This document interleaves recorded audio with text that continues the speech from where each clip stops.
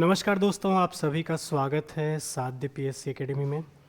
और बड़ी ही खुशी की बात है और खुशी का कारण ठीक है, काफ़ी दिनों का मेहनत रहा है और काफ़ी टाइम भी लगा इसको बनाने में। ठीक है, क्योंकि पर्सनली मैं जो फील किया हूँ इस सब्जेक्ट को लेकर, जब आप इस सब्जेक्ट को पढ़ेंगे और थोड़ा सा दिक्कत ये होता है कि अलग अलग जगह आपको अलग अलग चीज़ें पढ़नी पड़ती है।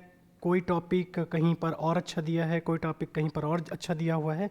तो आज हम एमसीक्यू भी करेंगे, पर एमसीक्यू के पहले उन सारे बच्चों को मैं बताना चाहता हूँ, ठीक है, कि ये जो पंचायती राज का ई बुक है बहुत सारे बच्चों ने जो पहले ख़रीदा होगा, ठीक है, जब आपका ऑफ़र चल रहा था तो बहुत सारे बच्चों ने जो ई बुक ख़रीदा होगा उसमें आपका लिखा हुआ था क्लास नोट्स ई बुक। ठीक है, वो क्या था जो आप लोगों ने ख़रीदा है, वो आपका क्लास नोट्स ई बुक था। ठीक है, और इसमें क्या रहेगा, आपका ई बुक रहेगा।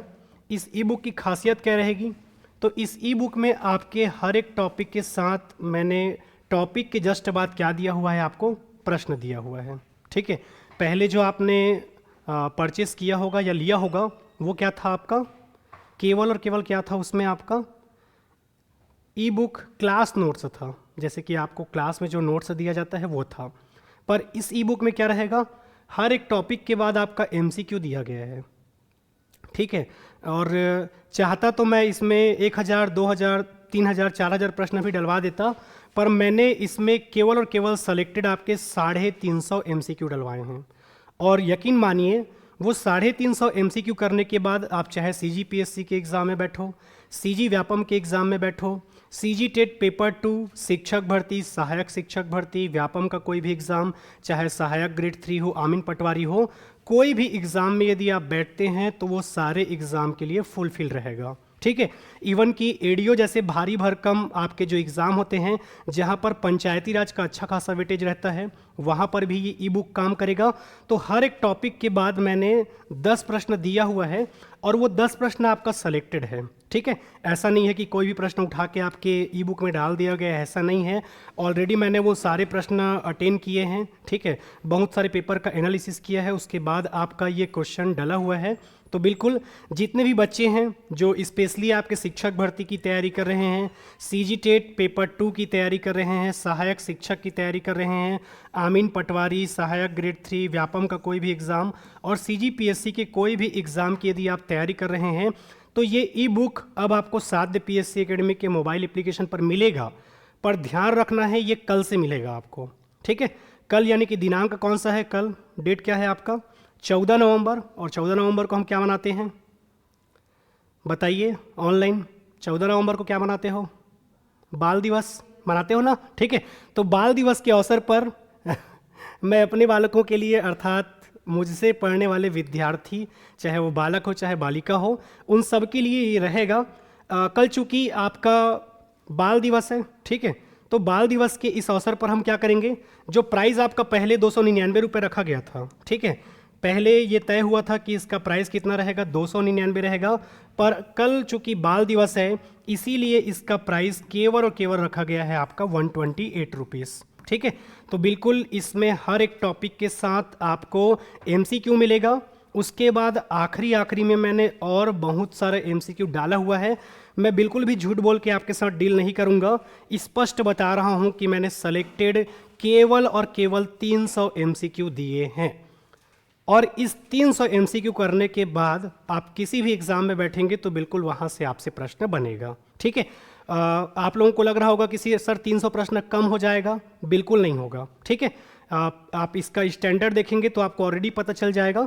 थोड़ा सा मैं आज का एमसीक्यू स्टार्ट करूं उसके पहले आपको दिखाना चाहता हूं कि ये बना कैसे है एक्चुअल में। ठीक है, यहाँ पर आप देख पा रहे हैं कमिंग सून, ठीक है, जो कि कल आपका लॉन्च होने वाला है और कल से फिर आपको ये मिलना स्टार्ट हो जाएगा, ये ई बुक जो है वो। ठीक है, थोड़ा सा हम देखते हैं, ये इसका पहला चैप्टर है। ठीक है, पहले चैप्टर आपका जो कि मैं डेमो के रूप में लाया हुआ हूँ और यहाँ पर आप देख भी पाएंगे, पहले चैप्टर में आपका लिखा हुआ है पंचायती राज का इतिहास। ठीक है, तो पंचायती राज का इतिहास यदि हम भारतीय इतिहास के दृष्टिकोण से देखेंगे तो यहाँ पर आपके एक साम्राज्य हुए जिसका नाम है चोल साम्राज्य। ठीक है, तो चोल साम्राज्य की क्या खासियत थी। ठीक है, इसके बाद यदि मैं और आगे बात करूँ तो चोल साम्राज्य, ये तो भारतीय इतिहास के बारे में बात हो गया। इसके बाद अंग्रेज़ों का भी यहाँ पर रोल रहा है। ठीक है, आपके एक अंग्रेज हुए जिनका नाम क्या है, लॉर्ड रिपन। ठीक है, यहाँ पर आप फोटो में भी देख पाएंगे।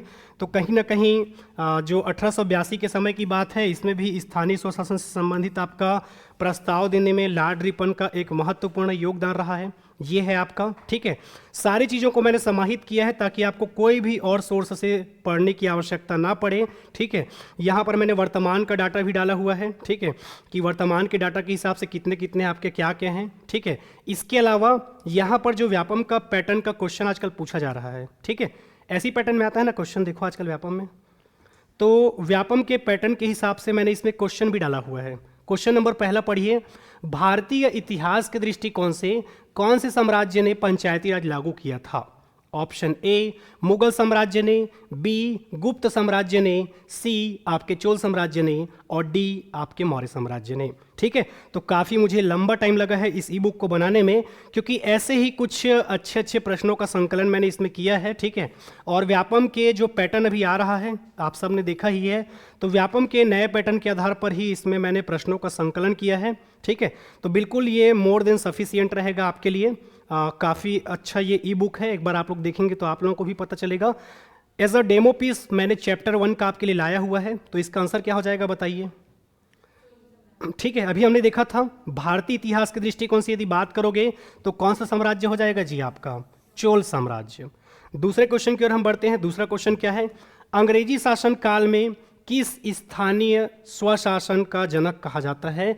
किसे आपके स्थानीय स्वशासन के जनक के रूप में जाना जाता है?